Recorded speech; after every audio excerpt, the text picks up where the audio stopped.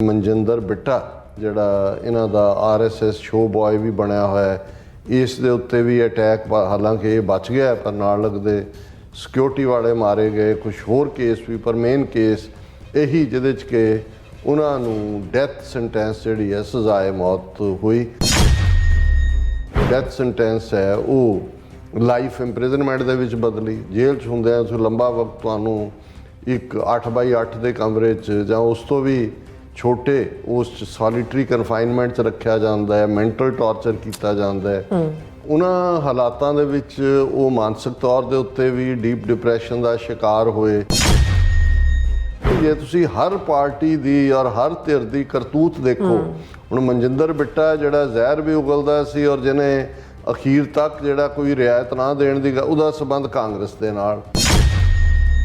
ਜਦੋਂ ਉਹਨਾਂ ਦੀ ਉਮਰ ਕੈਦ ਦੇ ਥੱਲੇ ਅਰਜ਼ੀ ਆਉਂਦੀ ਹੈ ਤਿਹਾੜ ਤੋਂ ਕਿ ਭਾਈ ਅੰਮ੍ਰਿਤਸਰ ਜੇਲ੍ਹ 'ਚ ਟਰਾਂਸਫਰ ਕੀਤਾ ਜਾਏ, ਤੇ ਬਾਦਲ ਸਰਕਾਰ ਵੱਲੋਂ ਜਿਹੜਾ ਹੈ ਉਹ ਇਹ ਜਵਾਬੀ ਉਹਨਾਂ ਦੇ SP ਔਰ ਜੋ ਵੀ ਉਹਨਾਂ ਦਾ ਸਿਕਿਉਰਿਟੀ ਅਮਲਾ ਹੈ ਅੰਮ੍ਰਿਤਸਰ ਦਾ, ਉਹ ਇਸ ਗੱਲ ਨੂੰ ਜਵਾਬ ਭੇਜਦਾ ਕਿ ਨਾ ਨਾ ਇਹ ਖਤਰਨਾਕ ਖੂੰਖਾਰ ਆਤੰਕਵਾਦੀ ਹੈ ਔਰ ਜੇ ਇਹਨੂੰ ਅੰਮ੍ਰਿਤਸਰ ਜੇਲ੍ਹ 'ਚ ਰੱਖਿਆ ਤੇ ਇੱਥੋਂ ਦਾ ਅਮਨ ਸ਼ਾਂਤੀ ਭੰਗ ਹੋਏਗੀ। ਜਿਹੜਾ ਰਿਵਿਊ ਬੋਰਡ ਹੈ ਉਹਨਾਂ ਦੇ ਸਾਹਮਣੇ 46 ਕੇਸ ਆਏ, ਜਿਹਦੇ 'ਚ ਉਹਨਾਂ ਨੇ 14 ਪ੍ਰਿਜ਼ਨਰਸ ਦੀ ਰਿਹਾਈ ਦਾ ਹੁਕਮ ਦਿੱਤਾ। ਭੁੱਲਰ's name figured in the list of rejected pleas.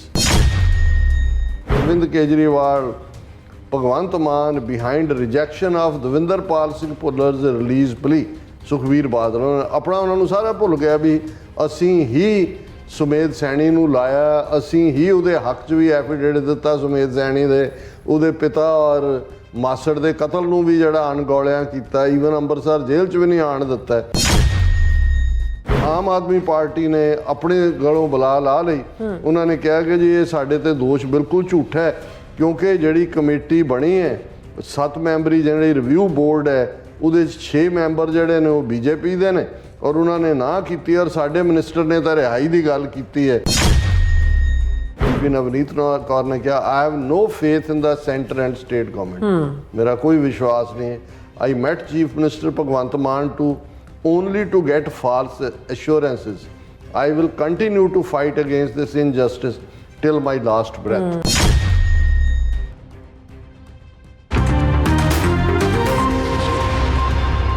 Viewers, welcome back to our program. So viewers, ਗੱਲਬਾਤ ਕਰਨ ਜਾ ਰਹੇ ਹਾਂ ਕਿ ਪ੍ਰੋਫੈਸਰ ਦਵਿੰਦਰਪਾਲ ਸਿੰਘ ਭੁੱਲਰ ਪਿਛਲੇ ਜਿਹੜੇ ਲਗਭਗ 30 ਸਾਲਾਂ ਤੋਂ ਦਿੱਲੀ ਦੀ ਤਿਹਾੜ ਜੇਲ੍ਹ ਵਿੱਚ ਬੰਦ ਨੇ ਔਰ ਗੁਰੂ ਨਾਨਕ ਸਾਹਿਬ ਦੇ 550 ਸਾਲਾ ਪ੍ਰਕਾਸ਼ ਪੁਰਬ ਮੌਕੇ ਜਿਨ੍ਹਾਂ ਕੈਦੀਆਂ ਦੀ ਪੱਕੀ ਰਿਹਾਈ ਦਾ ਫੈਸਲਾ ਲਿਆ ਗਿਆ ਸੀ, ਉਹਨਾਂ ਵਿੱਚੋਂ ਪ੍ਰੋਫੈਸਰ ਭੁੱਲਰ ਵੀ ਸਨ। ਸੋ ਇਸ ਫੈਸਲੇ ਦੇ 5 ਸਾਲ ਬਾਅਦ ਵੀ ਜਿਹੜੀ ਦਿੱਲੀ ਸਰਕਾਰ ਦੇ ਰਿਹਾਈ ਬੋਰਡ ਨੇ ਉਹਨਾਂ ਦੀ ਰਿਹਾਈ ਦੇ ਕੇਸ ਨੂੰ ਰੱਦ ਕਰ ਦਿੱਤਾ ਹੈ ਔਰ ਸਾਰੀਆਂ ਜਿਹੜੀਆਂ ਸਿਆਸੀ ਪਾਰਟੀਆਂ ਨੇ ਉਹ ਰਿਹਾਈ ਨਾ ਹੋਣ ਜਿਹੜੀ ਲਈ ਇੱਕ ਦੂਸਰੇ ਨੂੰ ਜਿਹੜੇ ਦੋਸ਼ ਹੈ ਦੇ ਰਹੀਆਂ ਨੇ। ਔਰ ਪਰ ਹਕੀਕਤ ਵਿੱਚ ਪ੍ਰੋਫੈਸਰ ਭੁੱਲਰ ਨੂੰ ਇੱਕ ਸਿਆਸੀ ਫੁੱਟਬਾਲ ਵਾਂਗ ਜਿਹੜਾ ਹੈ ਟਰੀਟ ਕੀਤਾ ਜਾ ਰਿਹਾ ਹੈ ਔਰ ਇਸ ਮਾਮਲੇ ਵਿੱਚ ਸਾਰੀਆਂ ਹੀ ਜਿਹੜੀ ਸਿਆਸੀ ਤਰ੍ਹਾਂ ਨੇ ਉਹ ਦੋਸ਼ੀ ਨੇ। ਸੋ ਇਸ ਬਾਰੇ ਆਪਾਂ ਗੱਲਬਾਤ ਕਰਨ ਜਾ ਰਹੇ ਹਾਂ।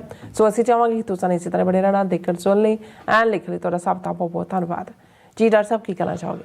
ਦੇਖੋ, ਜਿਨ੍ਹਾਂ ਨੇ 1980 ਦਾ ਦੌਰ ਦੇਖਿਆ ਉਹਨਾਂ ਨੂੰ ਪਤਾ ਹੈ ਕਿ ਉਸ ਪੀਰੀਅਡ ਦੇ ਵਿੱਚ ਜਿਹੜੇ ਵੀ ਆਪਣੇ ਆਪ ਨੂੰ ਸਿੱਖ, ਗੈਰਤਮੰਦ ਸਿੱਖ ਮੰਨਦੇ ਸੀ ਹੈ ਸਨ, ਉਹਨਾਂ ਦੇ ਲਈ ਉਸ ਮਾਹੌਲ ਦੇ ਵਿੱਚ ਜਿਉਣ ਨਾਲੋਂ ਜਿਹੜਾ ਮਰਨਾ ਜ਼ਿਆਦਾ ਬਿਹਤਰ ਸੀ। ਔਰ ਜਦੋਂ ਇਹਦੇ 'ਚ ਕੋਈ ਸ਼ੱਕ ਨਹੀਂ ਹੈ ਕਿ ਜਦੋਂ ਸਟੇਟ ਸਟ੍ਰਾਈਕ ਕਰਦੀ ਹੈ ਜਾਂ ਜਿਸ ਮਾਈਟ ਨਾਲ ਸਟੇਟ ਨੇ ਸਟ੍ਰਾਈਕ ਕੀਤਾ ਔਰ ਅੱਜ ਤੱਕ ਵੀ ਟਰਾਂਸਨੈਸ਼ਨਲ ਰਿਪਰੈਸ਼ਨ ਤੱਕ ਉਹ ਪਹੁੰਚ ਗਏ ਨੇ, ਉਸ ਦੇ ਸਾਹਮਣੇ ਅੜਨ ਵਾਲੇ, ਖਲੋਣ ਵਾਲੇ, ਖਾਸ ਕਰ ਹਥਿਆਰਬੰਦ ਸੰਘਰਸ਼ ਨੂੰ ਅੱਗੇ ਤੋਰਨ ਵਾਲਿਆਂ ਨੇ ਜਿਹੜਾ ਉਹ ਗੋਲਡਨ ਇਤਿਹਾਸ ਸਿੱਖੀ ਦਾ ਰਚਿਆ। ਔਰ ਉਹਦੇ 'ਚੋਂ ਹੀ ਅਸੀਂ ਜਦੋਂ ਪ੍ਰੋਫੈਸਰ ਦਵਿੰਦਰਪਾਲ ਸਿੰਘ ਭੁੱਲਰ ਜਿਹੜੇ ਇੰਜੀਨੀਅਰਿੰਗ ਦੇ ਗ੍ਰੈਜੂਏਟ ਇੰਜੀਨੀਅਰ, ਪ੍ਰੋਫੈਸਰ ਵੀ ਇਸ ਸਬਜੈਕਟ ਦੇ ਜਿਹੜੇ ਨੇ ਇੰਜੀਨੀਅਰਿੰਗ ਨਾਲ ਸੰਬੰਧਿਤ, ਉਹਨਾਂ ਨੇ ਕਿਵੇਂ ਆਪਣੇ ਜੀਵਨ ਨੂੰ ਕੌਮੀ ਸੰਘਰਸ਼ ਦੇ ਰਾਹ ਵੱਲ ਤੋਰਿਆ ਔਰ ਕਿਵੇਂ ਉਹਨਾਂ ਦੇ ਪਰਿਵਾਰ ਨੇ ਸਫ਼ਰ ਕੀਤਾ, ਕਿਵੇਂ ਉਹਨਾਂ ਦੇ ਪਿਤਾ ਜੀ ਨੂੰ, ਉਹਨਾਂ ਦੇ ਮਾਸੜ ਜੀ ਨੂੰ ਕੋਹ ਕੇ ਜਿਹੜਾ ਉਹ ਸ਼ਹੀਦ ਕੀਤਾ ਗਿਆ ਔਰ ਪ੍ਰੋਫੈਸਰ ਭੁੱਲਰ ਉਹਨਾਂ ਰੌਸ਼ਨ ਦਿਮਾਗ ਜੁਝਾਰੂਆਂ ਦੇ ਵਿੱਚ ਸਨ ਜਿਨ੍ਹਾਂ ਨੇ ਕਿਸੇ ਬੇਗੁਨਾਹ ਵੱਲ ਜਿਹੜੀ ਹੈ ਉਹ ਕੋਈ ਗੋਲੀ ਨਹੀਂ ਦਾਗੀ।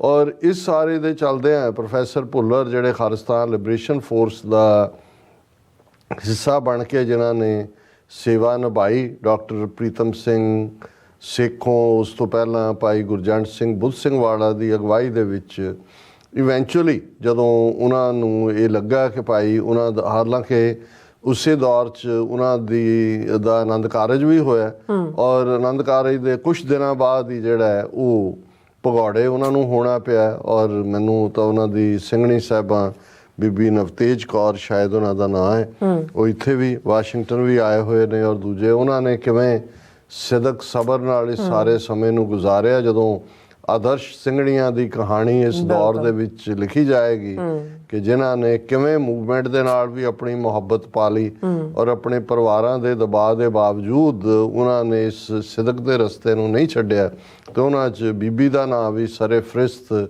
ਨਾਵਾਂ ਦੇ ਵਿੱਚ ਹੋਏਗਾ। ਔਰ ਇਸ ਤਰ੍ਹਾਂ ਪ੍ਰੋਫੈਸਰ ਭੁੱਲਰ ਆਪਣੀ ਸੇਵਾ ਨਿਭਾਉਣ ਤੋਂ ਬਾਅਦ ਨਿਕਲੇ ਉੱਥੋਂ ਔਰ ਮੰਦੇ ਭਾਗਾਂ ਨੂੰ ਜਰਮਨ ਜਿਹੜਾ ਉਸ ਏਅਰਪੋਰਟ ਦੇ ਉੱਤੇ ਹੀ ਉਹਨਾਂ ਦੀ ਗ੍ਰਿਫਤਾਰੀ ਹੋ ਜਾਂਦੀ ਹੈ। ਕੁਝ ਸਮੇਂ ਬਾਅਦ ਜਰਮਨ ਸਰਕਾਰ ਉਹਨਾਂ ਨੂੰ ਡਿਪੋਰਟ ਕਰਦੀ ਹੈ ਔਰ ਉਹਨਾਂ ਦੇ ਉੱਤੇ ਫਿਰ ਤਿਹਾੜ ਦਿੱਲੀ ਦੇ ਵਿੱਚ ਜਿਹੜੇ ਅੱਡ-ਅੱਡ ਕੇਸ, ਜਿਨ੍ਹਾਂ ਦੇ ਵਿੱਚ ਖਾਸ ਤੌਰ 'ਤੇ ਮਨਜਿੰਦਰ ਬਿੱਟਾ ਜਿਹੜਾ ਇਹਨਾਂ ਦਾ RSS ਸ਼ੋ ਬॉय ਵੀ ਬਣਿਆ ਹੋਇਆ, ਇਸ ਦੇ ਉੱਤੇ ਵੀ ਅਟੈਕ, ਹਾਲਾਂਕਿ ਇਹ ਬਚ ਗਿਆ ਪਰ ਨਾਲ ਲੱਗਦੇ ਸਿਕਿਉਰਿਟੀ ਵਾਲੇ ਮਾਰੇ ਗਏ। ਕੁਝ ਹੋਰ ਕੇਸ ਵੀ, ਪਰ ਮੇਨ ਕੇਸ ਇਹੀ ਜਿਹਦੇ 'ਚ ਕਿ ਉਹਨਾਂ ਨੂੰ ਡੈਥ ਸੈਂਟੈਂਸ ਜਿਹੜੀ ਹੈ ਸਜ਼ਾਏ ਮੌਤ ਹੋਈ। ਉਹਨਾਂ ਦਾ ਕੇਸ ਲਟਕਦਾ ਰਿਹਾ ਸੁਪਰੀਮ ਕੋਰਟ 'ਚ, ਅਦਰਵਾਈਜ਼ ਫਿਰ ਕਮਿਊਟ ਹੋ ਕੇ ਜਿਹੜੀ ਡੈਥ ਸੈਂਟੈਂਸ ਹੈ ਉਹ ਲਾਈਫ ਇੰਪ੍ਰਿਜ਼ਨਮੈਂਟ ਦੇ ਵਿੱਚ ਬਦਲੀ। ਜੇਲ੍ਹ 'ਚ ਹੁੰਦਿਆਂ ਤੁਸੀਂ ਲੰਬਾ ਵਕਤ ਤੁਹਾਨੂੰ ਇੱਕ 8x8 ਦੇ ਕਮਰੇ 'ਚ ਜਾਂ ਉਸ ਤੋਂ ਵੀ ਛੋਟੇ ਉਸ 'ਚ ਸੋਲੀਟਰੀ ਕਨਫਾਈਨਮੈਂਟ 'ਚ ਰੱਖਿਆ ਜਾਂਦਾ ਹੈ, ਮੈਂਟਲ ਟਾਰਚਰ ਕੀਤਾ ਜਾਂਦਾ ਹੈ, ਫਿਜ਼ੀਕਲ ਟਾਰਚਰ ਤਾਂ ਹੁੰਦਾ ਹੀ ਹੁੰਦਾ ਹੈ। ਸੋ ਉਹਨਾਂ ਹਾਲਾਤਾਂ ਦੇ ਵਿੱਚ ਉਹ ਮਾਨਸਿਕ ਤੌਰ ਦੇ ਉੱਤੇ ਵੀ ਡੀਪ ਡਿਪਰੈਸ਼ਨ ਦਾ ਸ਼ਿਕਾਰ ਹੋਏ ਔਰ ਇਵੈਂਚੁਅਲੀ ਉਹਨਾਂ ਨੂੰ ਉਸ ਗਰਾਊਂਡ ਦੇ ਉੱਤੇ ਥੋੜ੍ਹੀ ਬਹੁਤ ਜਿਹਨੂੰ ਪੈਰੋਲ ਕਹਿੰਦੇ ਨੇ ਉਹ ਵੀ ਮਿਲੀ। ਲੇਕਿਨ ਇਹ ਉਹ ਪੀਰੀਅਡ ਸੀ, ਹਾਲਾਂ ਉਹਨਾਂ ਨੂੰ ਤਿਹਾੜ ਜੇਲ੍ਹ 'ਚ ਰੱਖਿਆ ਗਿਆ ਸੀ। ਜਦੋਂ ਇੱਕ ਵਾਰ ਸਜ਼ਾ ਹੋ ਗਈ, ਉਹਨਾਂ ਦੀ ਉਮਰ ਕੈਦ ਦੇ ਵਿੱਚ ਸਜ਼ਾ ਬਦਲ ਗਈ ਔਰ ਇਸ ਵੇਲੇ ਲਗਭਗ 30 ਸਾਲ ਤੋਂ ਉਹ ਉਹਨਾਂ ਦੀ ਜਿਹੜੀ ਹੈ ਉਹ ਕੈਦ ਦੇ ਵਿੱਚ ਨੇ। ਉਦੋਂ ਪੰਜਾਬ ਦੇ ਵਿੱਚ ਕਿਉਂਕਿ 96-97 ਦੇ ਦੌਰ 'ਚ ਬਾਦਲਾਂ ਦੀ ਸਰਕਾਰ ਵੀ ਬਣੀ ਔਰ ਇਹ ਉਹ ਪੀਰੀਅਡ ਹੁੰਦਾ ਹੈ ਜਿਹੜੇ ਇਹਨਾਂ ਦੇ ਜੇਲ੍ਹ ਕਾਨੂੰਨਾਂ ਦੇ ਮੁਤਾਬਕ ਇਹ ਵੀ ਹੁੰਦਾ ਹੈ ਕਿ ਵੀ ਜੇ ਤੁਹਾਨੂੰ ਸਜ਼ਾ ਹੋ ਗਈ ਹੈ ਫਿਰ ਤੁਹਾਡੇ ਘਰ ਦੇ ਨੇੜੇ ਜਿਹੜੀ ਜੇਲ੍ਹ ਹੈ ਉਸ ਦੇ ਵਿੱਚ ਤੁਹਾਨੂੰ ਤਬਦੀਲ ਕੀਤਾ ਜਾਂਦਾ ਹੈ।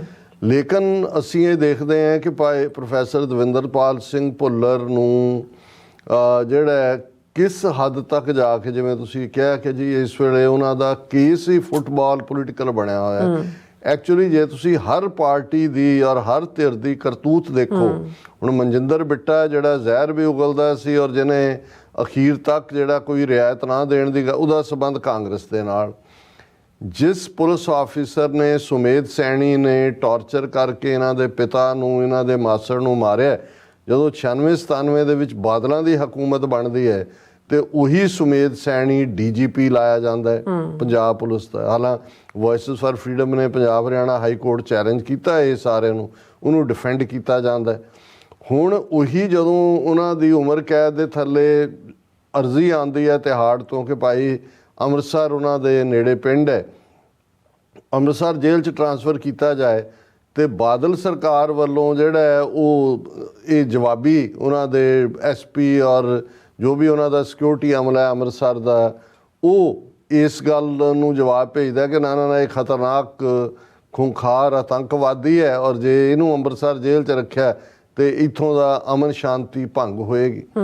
ਜਦੋਂ ਕੇਸ ਚੱਲ ਰਿਹਾ ਸੀ ਉਦੋਂ ਪੁੱਛਿਆ ਜਾਂਦਾ ਪੰਜਾਬ ਸਰਕਾਰ ਨੂੰ ਜਾਂ ਦੂਜਾ, ਤੇ ਪੰਜਾਬ ਸਰਕਾਰ ਦਾ ਐਫੀਡੇਵਿਟ ਦਵਿੰਦਰਪਾਲ ਸਿੰਘ ਭੁੱਲਰ ਦੇ ਕੇਸ 'ਚ ਹੈ ਕਿ ਜੀ ਇਹ ਜਿਹੜਾ ਸੁਮੇਧ ਸੈਣੀ ਹੈ ਇਹ ਤਾਂ ਬੜਾ ਨਿਸ਼ਠਾਵਾਨ ਦੇਸ਼ ਭਗਤ ਪੁਲਿਸ ਆਫਿਸਰ ਹੈ ਔਰ ਇਸ ਦੇ ਉਲਟੇ ਦਵਿੰਦਰਪਾਲ ਸਿੰਘ ਭੁੱਲਰ ਆਤੰਕਵਾਦੀ ਹੈ ਔਰ ਸੁਮੇਧ ਸੈਣੀ ਨੂੰ ਜਿਹੜਾ ਹੈ ਉਹ ਵਡਿਆਇਆ ਜਾਂਦਾ ਔਰ ਕੋਈ ਵੀ ਰਸਤਾ ਨਾ ਡਿਊਰਿੰਗ ਦਾ ਟਰਾਇਲ ਜਦੋਂ ਸਜ਼ਾ ਹੋ ਜਾਂਦੀ ਹੈ ਨੇੜੇ ਜੇਲ੍ਹ 'ਚ ਨਾ, ਨੇੜਲੇ ਹੀ ਜੇਲ੍ਹ 'ਚ ਨਾ ਆਉਣ ਦੇਣਾ। ਔਰ ਉਸ ਤੋਂ ਬਾਅਦ ਵੀ ਜਿੰਨੇ ਮੌਕੇ ਬਾਦਲ ਜਿਹੜੇ ਨੇ ਉਹ ਬੀਜੇਪੀ ਸਰਕਾਰ ਦਾ ਹਿੱਸਾ ਹੀ ਰਹੇ ਨੇ। ਇਹਨਾਂ ਨੇ ਕਦੇ ਵੀ ਪੋਲੀਟੀਕਲ ਇਨਫਲੂਐਂਸ ਜਿਹੜਾ ਹੈ ਉਹ ਐਸਰਟ ਨਹੀਂ ਕੀਤਾ ਜਾਂ ਐਗਜ਼ਰਟ ਨਹੀਂ ਕੀਤਾ ਕਿ ਉਸ ਥੱਲੇ ਕੋਈ ਉਹ ਕੰਸੈਸ਼ਨ ਲੈ ਸਕਦੇ। ਹੁਣ ਗੱਲ ਅਸੀਂ ਜੇ 550 ਸਾਲਾ ਗੁਰੂ ਨਾਨਕ ਸਾਹਿਬ ਦੇ ਪ੍ਰਕਾਸ਼ ਪੁਰਬ ਮੌਕੇ, ਉਦੋਂ ਅਜੇ ਬਾਦਲ ਦਲ ਹਿੱਸਾ ਸੀ ਬੀਜੇਪੀ ਸਰਕਾਰ ਦਾ, ਔਰ ਉਹਨਾਂ ਨੇ ਇਹ ਕਿਹਾ ਜੀ ਅਸੀਂ 500 ਇਹ ਬੀਜੇਪੀ ਗਵਰਨਮੈਂਟ ਜੇ ਅਸੀਂ ਇਹ ਕੰਸੈਸ਼ਨ ਦੇ ਰਹੇ ਹਾਂ ਔਰ ਉਹਦੇ 'ਚ ਇਹਨਾਂ ਦੀਆਂ ਸਜ਼ਾਵਾਂ ਕਮਿਊਟ ਕਰਕੇ ਇਹਨਾਂ ਦੀ ਪੱਕੀ ਰਿਹਾਈ ਦਾ ਪ੍ਰਬੰਧ ਰਾਜੋਆਣਾ ਦੇ ਵੀ, ਪ੍ਰੋਫੈਸਰ ਭੁੱਲਰ ਵੀ। ਲੇਕਿਨ ਅੱਜ 5 ਸਾਲ ਹੋ ਗਏ ਨੇ, ਉਹ ਤਾਂ ਦੂਰ ਦੀ ਗੱਲ। ਹੁਣ ਕਿਉਂਕਿ ਪ੍ਰੋਫੈਸਰ ਭੁੱਲਰ ਦਾ ਕੇਸ ਈਵਨ ਰਾਜੋਆਣਾ ਜਾਂ ਦੂਸਰਿਆਂ ਨਾਲੋਂ ਹੋਰ ਵੀ ਡਿਫਰੈਂਟ ਹੋ ਜਾਂਦਾ ਹੈ, ਕਿਉਂਕਿ ਮੈਡੀਕਲੀ ਉਹ ਪ੍ਰੂਵਨ ਨੇ ਕਿ ਉਹ ਸਿੱਖ ਨੇ, ਮੈਂਟਲੀ ਮੈਡੀਕੇਸ਼ਨ ਦੇ ਉੱਤੇ ਨੇ, ਉਸ ਦੇ ਉੱਤੇ ਉਹਨਾਂ ਦੇ ਡਾਕਟਰਸ ਦੇ ਬੋਰਡ ਨੇ, ਔਰ ਦੂਜਾ ਉਹਨਾਂ ਨੂੰ ਜਿਹੜਾ ਉਹ ਮੈਂਟਲੀ ਕਰਾਰ ਦਿੱਤਾ ਹੋਇਆ ਸਿੱਖ। ਹੁਣ ਇਸ ਬਿਨਾ ਦੇ ਥੱਲੇ ਦਿੱਲੀ 'ਚ ਕੇਜਰੀਵਾਲ ਦੀ ਸਰਕਾਰ ਬਣ ਜਾਂਦੀ ਹੈ। ਹੁਣ ਉਹਨਾਂ ਦੀ ਜਦੋਂ ਦਿੱਲੀ ਸਰਕਾਰ ਨੇ ਤਾਂ 2019 ਤੋਂ ਬਾਅਦ ਉਹਦੇ ਤੇ ਫੋਲੋ ਅਪ ਨਹੀਂ ਕੀਤਾ। ਹੁਣ ਇਹਨਾਂ ਦੀ ਜਿਹੜੀ ਬੋਰਡ ਹੈ ਉਸ ਦੇ ਮੈਂਬਰ ਨੇ, ਉਹਨਾਂ ਸਾਹਮਣੇ ਕੇਸ ਪੇਸ਼ ਹੁੰਦਾ ਹੈ।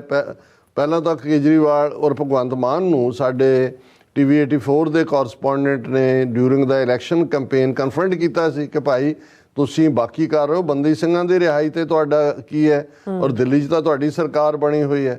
ਉਦੋਂ ਉਹ ਦੌੜਿਆ ਭਗਵੰਤ ਮਾਨ, ਉਹਨੇ ਆਪਣੇ ਆਪ ਨੂੰ ਜਿਹੜਾ ਹੈ ਇਸ ਤੋਂ ਵੱਖ ਕਰਨ ਦੀ ਕੋਸ਼ਿਸ਼ ਕੀਤੀ। ਹਾਲਾਂਕਿ ਐਕਸਪੋਜ਼ ਹੋ ਗਿਆ ਸੀ ਕਿ ਜੀ ਹੁਣ ਜਿਹੜੀ ਖਬਰ ਲੇਟੈਸਟ ਪਿਛਲੇ 2 ਦਿਨਾਂ ਤੋਂ ਮੀਡੀਆ ਦੀ ਡਿਸਕਸ਼ਨ ਦਾ ਹਿੱਸਾ ਹੈ ਕਿ ਭਾਈ ਉਹਨਾਂ ਦੇ ਜਿਹੜਾ ਰਿਵਿਊ ਬੋਰਡ ਹੈ ਉਹਨਾਂ ਦੇ ਸਾਹਮਣੇ 46 ਕੇਸ ਆਏ, ਜਿਹਦੇ 'ਚ ਉਹਨਾਂ ਨੇ 14 ਪ੍ਰਿਜ਼ਨਰਸ ਦੀ ਰਿਹਾਈ ਦਾ ਹੁਕਮ ਦਿੱਤਾ। Bhullar's name figured in the list of rejected pleas. ਅਜੇ ਡੀਟੇਲ ਮਿਨਟਸ ਤਾਂ ਨਹੀਂ ਆਇਆ ਵੀ ਰੀਜ਼ਨ ਕੀ ਦਿੱਤਾ ਗਿਆ ਉਹਨੂੰ ਨਾ ਰਿਹਾ ਕਰਨ ਦਾ, ਲੇਕਿਨ ਉਹਨਾਂ ਦੇ ਕੇਸ ਨੂੰ ਰਿਜੈਕਟ ਕੀਤਾ ਗਿਆ। ਹੁਣ ਕਿਉਂਕਿ ਦਿੱਲੀ ਦਾ ਇਹ ਰਿਵਿਊ ਬੋਰਡ ਜਾਂ ਦਿੱਲੀ 'ਚ ਕੇਜਰੀਵਾਲ ਦੀ ਸਰਕਾਰ ਹੈ, ਇਸ ਦੇ ਨਾਲ ਹੀ ਸੁਖਬੀਰ ਬਾਦਲ ਦਾ ਬਿਆਨ ਆ ਗਿਆ, Arvind Kejriwal Bhagwant Mann behind rejection of Davinderpal Singh Bhullar's release plea. Sukhbir Badal ਆਪਣਾ ਉਹਨਾਂ ਨੂੰ ਸਾਰਾ ਭੁੱਲ ਗਿਆ ਵੀ ਅਸੀਂ ਹੀ ਸੁਮੇਧ ਸੈਣੀ ਨੂੰ ਲਾਇਆ, ਅਸੀਂ ਹੀ ਉਹਦੇ ਹੱਕ 'ਚ ਵੀ ਐਫੀਡੇਵਿਟ ਦਿੱਤਾ ਸੁਮੇਧ ਸੈਣੀ ਦੇ, ਉਹਦੇ ਪਿਤਾ ਔਰ ਮਾਸੜ ਦੇ ਕਤਲ ਨੂੰ ਵੀ ਜਿਹੜਾ ਅਣਗੌਲਿਆਂ ਕੀਤਾ, ਈਵਨ ਅੰਮ੍ਰਿਤਸਰ ਜੇਲ੍ਹ 'ਚ ਵੀ ਨਹੀਂ ਆਣ ਦਿੱਤਾ। ਔਰ 2019 'ਚ ਇਹਦੇ ਬਾਵਜੂਦ ਕਿ ਐਲਾਨ ਹੋਇਆ ਇਹਨਾਂ ਦਾ ਹੀ ਸਰਕਾਰ 'ਚ ਸੀ, ਇਹਨਾਂ ਨੂੰ ਯਕੀਨੀ ਬਣਾਉਣਾ ਚਾਹੀਦਾ ਸੀ ਕਿ ਵਿਦਨ ਵੀਕਸ ਉਸ ਤੋਂ ਬਾਅਦ ਉਹਨਾਂ ਦੀ ਰਿਲੀਜ਼ ਹੁੰਦੀ, ਪਰ ਇਹ ਉਧਰ ਦੋਸ਼ ਦੇਣ ਤੇ ਲੱਗਾ ਹੈ। ਔਰ ਆਮ ਆਦਮੀ ਪਾਰਟੀ ਨੇ ਆਪਣੇ ਗਲੋਂ ਬਲਾ ਲਾ ਲਈ, ਉਹਨਾਂ ਨੇ ਕਿਹਾ ਕਿ ਜੀ ਇਹ ਸਾਡੇ ਤੇ ਦੋਸ਼ ਬਿਲਕੁਲ ਝੂਠਾ ਹੈ, ਕਿਉਂਕਿ ਜਿਹੜੀ ਕਮੇਟੀ ਬਣੀ ਹੈ 7 ਮੈਂਬਰੀ ਜਿਹੜੀ ਰਿਵਿਊ ਬੋਰਡ ਹੈ ਉਹਦੇ 'ਚ 6 ਮੈਂਬਰ ਜਿਹੜੇ ਨੇ ਉਹ ਬੀਜੇਪੀ ਦੇ ਨੇ, ਔਰ ਉਹਨਾਂ ਨੇ ਨਾ ਕੀਤੀ, ਔਰ ਸਾਡੇ ਮਿਨਿਸਟਰ ਨੇ ਤਾਂ ਰਿਹਾਈ ਦੀ ਗੱਲ ਕੀਤੀ ਹੈ। ਔਰ ਇਹਦੇ 'ਚ ਮੈਂ ਸਮਝਦਾ ਵੀ ਉਹਨਾਂ ਦੀ ਸਿੰਘਣੀ ਨਵਨੀਤ ਕੌਰ ਉਹਨਾਂ ਦਾ ਨਾਂ ਹੈ, ਔਰ ਉਹਦੇ 'ਚ ਉਹਨਾਂ ਦੀ ਪੋਜੀਸ਼ਨ ਬਿਲਕੁਲ ਠੀਕ ਹੈ। ਉਹਨਾਂ ਨੇ ਇੰਟਰਵਿਊ ਦਿੱਤਾ ਲੈਕ ਆਫ ਪੋਲੀਟੀਕਲ ਵਿਲ। ਉਹਨੇ ਕਿਹਾ Navneet Kaur has been upset over the sentence review board rejecting the permanent release of her husband Davinderpal Singh Bhullar, ਇਹ convict in 1993 Delhi bomb blast case. ਉਹਨਾਂ ਨੇ ਬੀਬੀ ਨਵਨੀਤ ਕੌਰ ਨੇ ਕਿਹਾ I have no faith in the centre and state government, ਮੇਰਾ ਕੋਈ ਵਿਸ਼ਵਾਸ ਨਹੀਂ ਹੈ। I met chief minister Bhagwant Mann to only to get false assurances. I will continue to fight against this injustice till my last breath.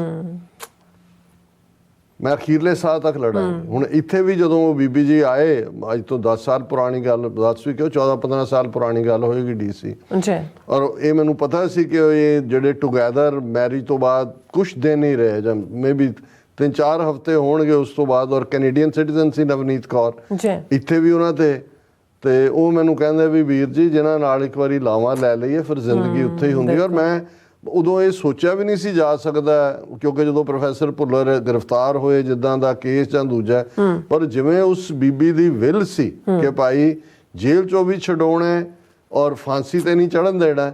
ਔਰ ਹੁਣ ਵੀ ਜੇ ਅੱਜ ਵੀ ਜਦੋਂ ਮੈਂ ਕਿਹਾ ਵੀ ਉਹਨੇ ਕਿਹਾ ਵੀ ਇਹ ਸਭ ਝੂਠੇ ਨੇ, ਨਾ ਮੇਰਾ ਸੈਂਟਰ ਤੇ ਨਾ ਸਟੇਟ ਤੇ ਯਕੀਨ ਹੈ, ਮੈਂ ਟਿਲ ਲਾਸਟ ਬ੍ਰੈਥ ਲੜਾਂਗੀ। ਹੁਣ ਜਦੋਂ ਅਸੀਂ ਇਸ ਖਬਰ ਨੂੰ ਦੇਖਦੇ ਹਾਂ ਤੇ ਨਾਲ ਦੀ ਨਾਲ ਖਬਰ ਲੱਗੀ ਹੁੰਦੀ ਹੈ, ਡੇਰਾ ਸੱਚਾ ਸੌਦਾ ਚੀਫ ਗੁਰਮੀਤ ਰਾਮ ਰਹੀਮ ਗੈਟਸ 50 ਡੇ ਪੈਰੋਲ। ਉਹਨੂੰ 9ਵੀਂ ਵਾਰ ਜਿਹੜੀ ਹੈ ਪੈਰੋਲ ਪਿਛਲੇ ਇਸ 'ਚ ਮਿਲੀ ਹੈ। ਔਰ ਇਹ ਪੂਰੀ ਡੀਟੇਲ ਹੈ ਕਿ ਵੀ ਹੁਣ ਅਜੇ 15 ਅਗਸਤ ਨੂੰ ਤੋਂ ਬਾਅਦ ਜਨਮ ਦਿਨ ਲਈ ਪੈਰੋਲ ਦਿੱਤੀ, ਨਵੰਬਰ 'ਚ 21 ਦਿਨਾਂ ਦੀ ਪੈਰੋਲ ਦੇ ਉੱਤੇ ਆਇਆ ਸੀ, ਅਜੇ ਦਸੰਬਰ ਮੁੱਕਿਆ 19 ਜਨਵਰੀ ਤੋਂ 50 ਦਿਨ, ਇਹਦਾ ਮਤਲਬ ਹੈ 2 ਮਹੀਨੇ ਹੋਰ ਪੈਰੋਲ।